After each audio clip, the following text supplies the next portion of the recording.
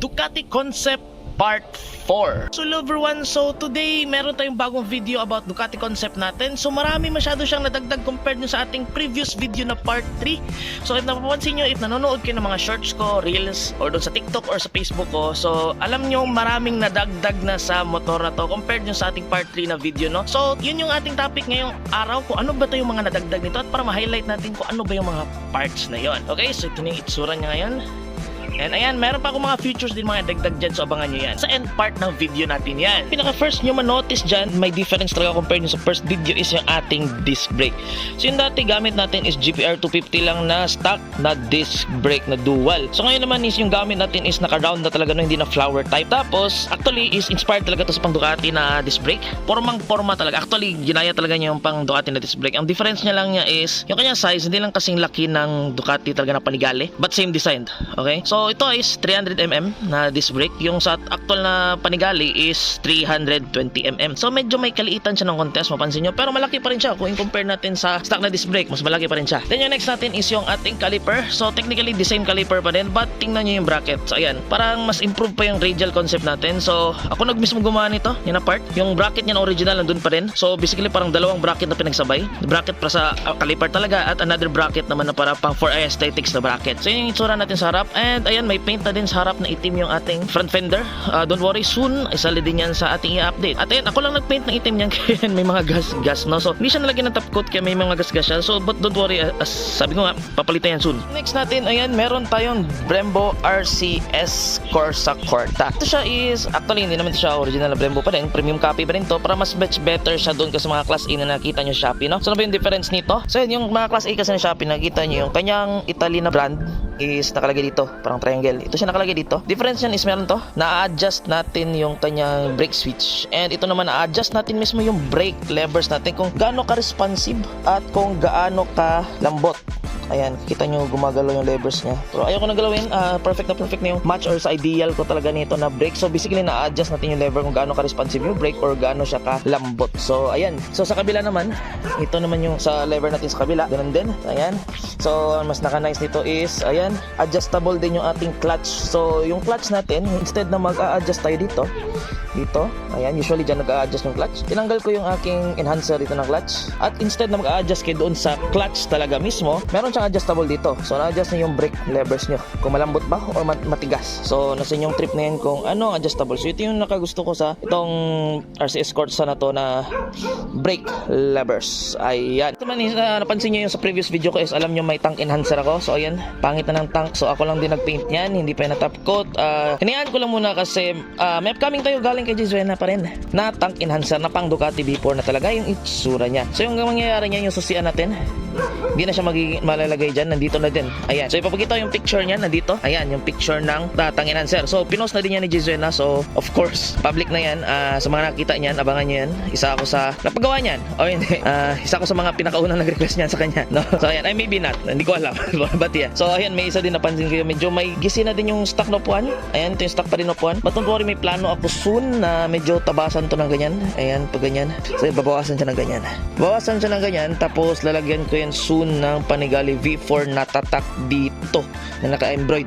So bakit tatabasan ko yan? Para yung makina niya is yung parang nakalabas dito. Kasi ito ay aangat natin yan, abutin natin dyan dito sa may gray area. Ayan, ganyan na yung laki niya, itong parang chassis niya dito sa likod. So ayan, maangat natin yan ng konti and ayan, mas ma-improve natin yung sa side na design. So ayan, isa din yan yung sa next natin na improvement. So ito, isang layout pa to, hindi pa to fiber. Okay, layout pa yan, basically prototype pa yung nakalagay dyan. Hindi pa siya fiber kasi papagawa ko pa kay Jesuena yung actual na fiber nito para matigas siya. So ito is isang layout pa at prototype. So hindi pa yan siya final product yung ginawa ko dito. Pero ito, ako lang gumawa nito. Ito yung chassis niya. Ito naman yung parang chassis niya para sa likod. Tapos ito naman yung parang engine cover niya. Actually sa kabila lang may engine cover kasi yung sa Panigale V4 talaga ito yung itsura niya sa dito na side. Nakalabas yung makina. Okay, hindi siya nakikita yung makina.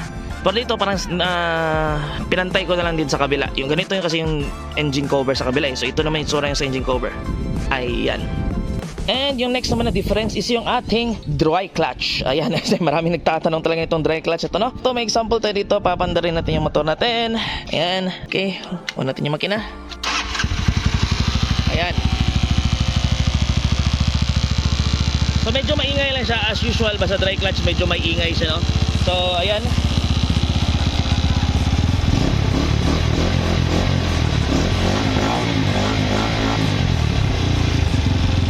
ayan yung ating dry clutch. Open na natin.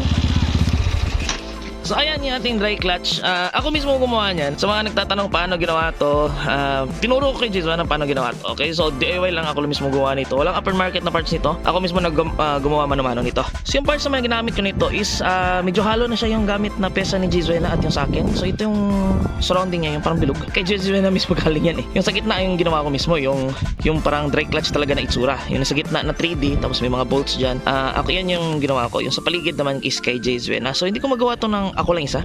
Kailangan ko din yung parts ni Jason na ginawa niya. So sa mga maraming nagtatanong nito, alam ko, unfortunately hindi ko minamass produce tong dry clutch concept na to kasi masyado siyang complicated at ayaw ko naman kung may mangyari sa motor nyo, ako yung may kasalanan, di ba? So ayan, kasi parang self-experiment yan. So para kung kunwari masira yung motor ko, at least sa akin lang yung masira, hindi yung sa ibang motor, no? Wala akong insurance na ino-offer sa inyo. So ayan, okay? Next naman ito, simple lang to, yung heel guard. Okay, yung heel guard to, sariling gawa ko lang din to. Hindi pa to fiber, isang prototype pa din yan. Pero soon, maybe soon, ipapa-fiber ko yan. Ganun yung isura, yung tulad sa Ducati Concept. So, atras ko siya ng konti kasi yung sa Acto na Panigale, sobrang atras. Actually, dito nga yung nakalagay sa likod eh. So, kitang-kita yung kanyang brake master dito. So, ayan.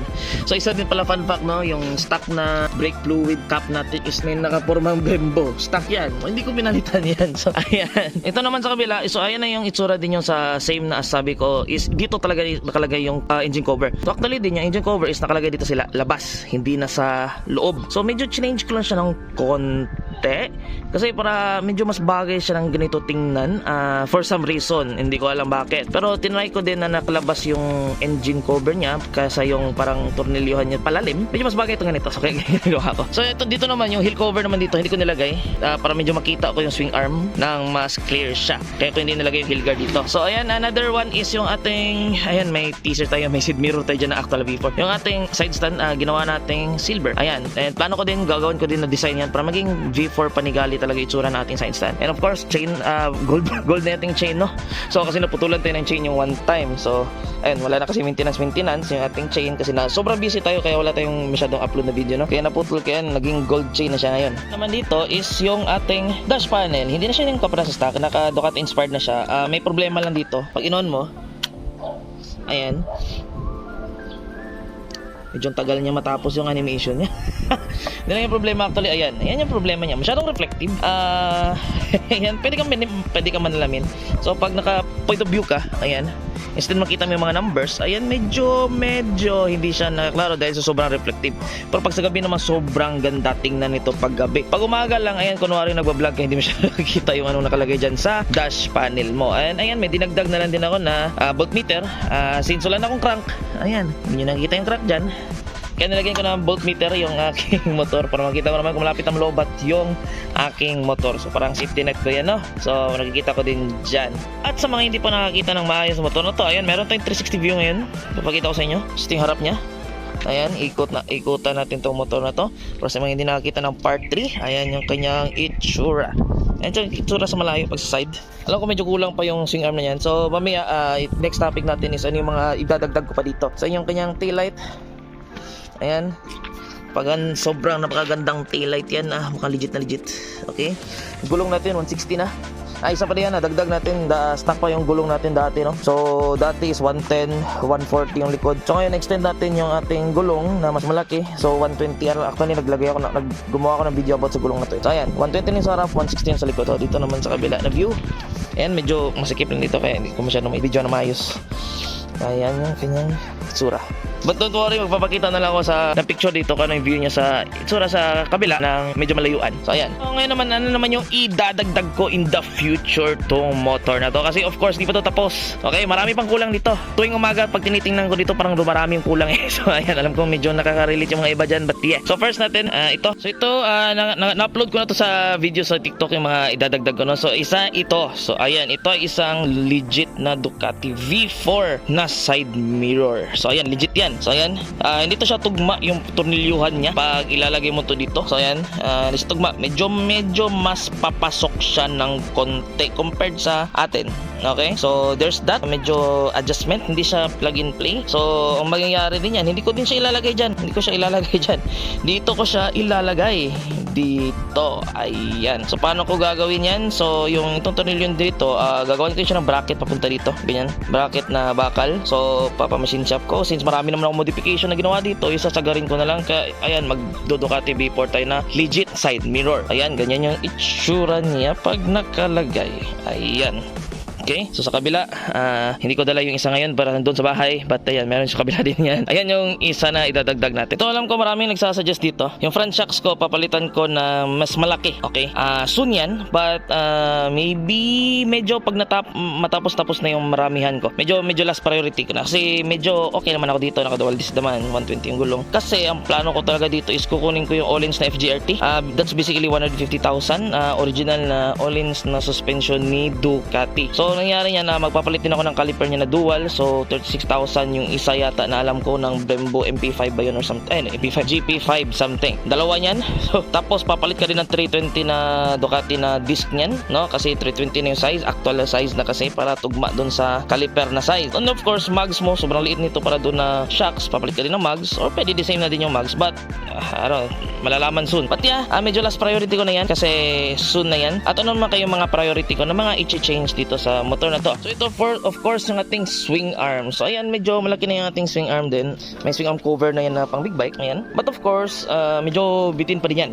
Kasi alam nyo naman, pag tinitingnan sa malayo, pag tinitingnan sa malayo. So gusto ko yung gulong medyo mas nasa likod. So ang nangyayari yan, ipapa-extended swing arm ko to ng mga 4 inch. Mga ganyan lang yan kahaba. Mga ganyan. Ganyan yung 4 inch. Pag magdadagdagan na to 4 inch, medyo masakto siya. Mas tugma yung kanyang geometry or yung buong haba niya.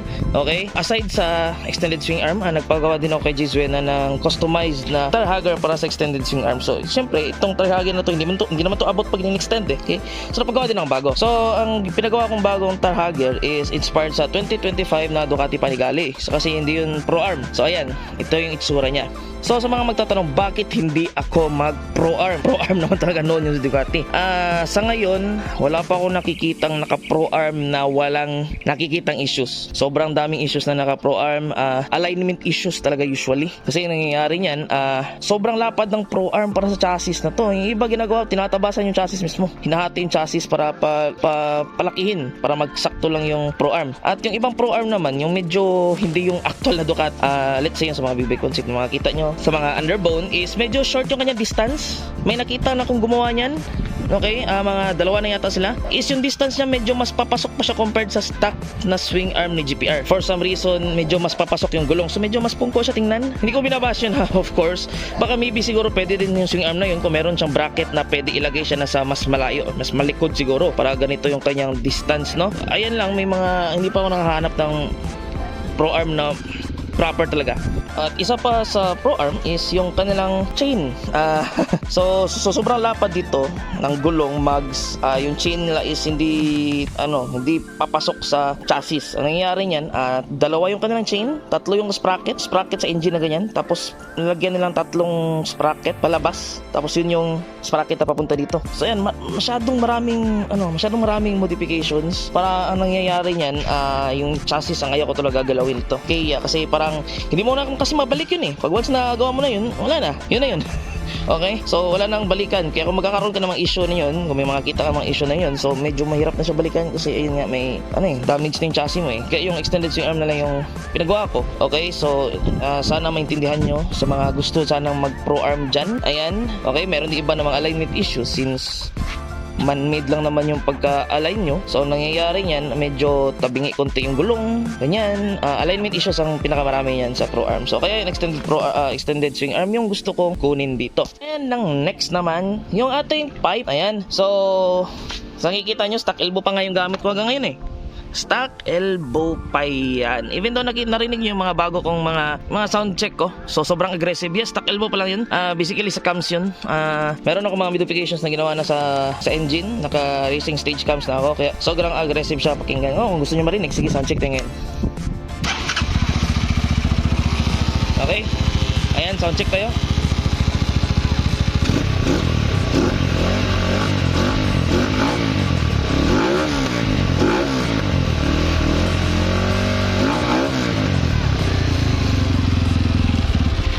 Pag once nalagay na yung ating swing arm na bago at cover, doon ko pa gagalawin yung ating exhaust kasi plano ko gagawin ko is underbelly ko niya. Probably the same exhaust pero medyo papasok siya. So ngayon so naka-underbelly siya dito. Diyan nakalagay ganyan, something. Tapos pabubutasan ko to dito para nakikita yung elbow dito. So ayan, underbelly siya. Pag meron na yung extended swing arm. And try ko if kaya kong maging dual exhaust pero underbelly pa din. Tulad ng ginawa ni Robert Palanog. So basically si Red Beast. So dalawa yung exhaust niya na naka-underbelly. So ayan, yan yung mga plano ko soon sa ating exhaust. Isa pa pala. So ito, matatanggal na to. Itong stock na itong pairings. Gagawa din si Jezrena ng tugma talaga para sa dito sa ating Ducati na dash panel. So fit na fit siya, parang same sa kanyang Alpha. Kasali na dito kabila. Isa na to. So ito mawawala to lahat. So ayan. Isa pa. Soon pag itong susi na lipat na dito sa tang enhancer, may nakita na akong Öhlins na stabilizer. Papalagay ko dito. And isa na din butterfly or crown. May usap na kami ni Jezrena niyan. Magpapagawa ko sa kanya ng butterfly na same kay Alpha. Basically, same talaga sa Panigale yung itsura ng kanyang butterfly or crown. So yung parang nasa pero pinapanigale na talaga yung itsura. So ayan. Ito siguro maybe pag mapudpud to papalitan ko ng pure rubber, wala ito yung silver kasi mukhang China tingnan to may ganito eh. So yung pure rubber na pang Ducati nakita ko na din yan. Ito ulit bibili ako ng ulit nito para sa tank enhancer kasi mako-cover na to eh. So ayan. Also soon, pag meron ng ating tank enhancer, lalagay tayo ng tank pads dito. Lagyan natin to ng tank pads at dito. Yung magkahiwalay na dalawang itim. So gagawin ko, mag-DIY ako dyan na para tugma-tugma na talaga yung kanyang design dito. At so kung meron pa kayong naisipin na i-suggest na gusto nyong ipadagdag dito, comment down below nyo lang sa comment section, no? Tingnan natin if possible ba gawin natin dito or hindi. Makakapagbigay naman ako explanation bakit hindi at kung bakit kung pwede. So ayan, comment nyo lang down below kung meron kayong mga suggestion. At yan lahat ng ating bagong update sa ating Ducati Project Part 4. So, if na-enjoy nyo yung video, don't forget to hit that subscribe button down below. And if curious kayo sa part 3 ng video na to, click nyo lang yung video niyan. And thank you for watching and ride safe!